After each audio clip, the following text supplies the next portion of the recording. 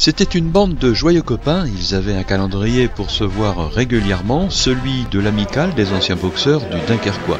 Freddy Diaz et ses compagnons du Noble Art se sont rassemblés une dernière fois, c'était au mois de mars dernier, pour sonner la fin de la partie.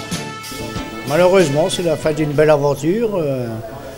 L'émotion est là parce qu'un boxeur, c'est souvent et d'abord un grand cœur. C'est un athlète qui règle des combats, les siens, ceux des autres, pour l'honneur, mais pas seulement. Mon plus beau combat, je peux dire, c'était d'aider les anciens boxeurs à constituer un dossier de retraite de boxe professionnelle, en partenariat avec la Fédération française de boxe et le groupe Audience qui s'occupe des intermittents des spectacles en France.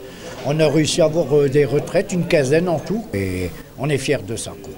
L'aventure de l'amicale aura duré 15 ans. 15 rounds comme avant, quand les rencontres des grands champions mondiaux leur donnaient jusqu'à l'épuisement des allures de gladiateurs des temps modernes. Ici, point de gladiateurs, mais des projets, une mémoire à faire vivre et un idéal. Le but d'une amicale, c'est d'avoir des projets. Jusqu'à présent, tous nos projets ont été réalisés. On a obtenu 2 salles de boxe. Une salle de boxe au nom de M. André Gobert en 2003, une salle de boxe au nom de M. André Vercouter en 2011. L'amicale, ça a été aussi pendant des années de participer à tous les galas de boxe de la région dunkerquoise. Malheureusement, ils se font de plus en plus rares.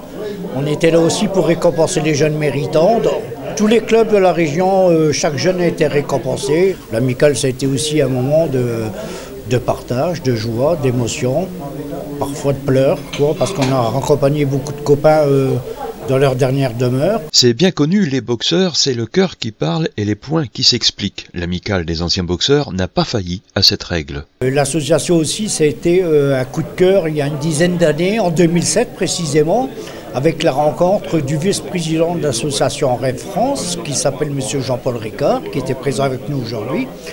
Et on a eu vraiment un coup de cœur les anciens et on avait décidé, tout en étant autofinancé et non subventionné, d'aider l'association Rêve. Ça a été plusieurs fois par des dons, des colis, des équipements sportifs pour les enfants.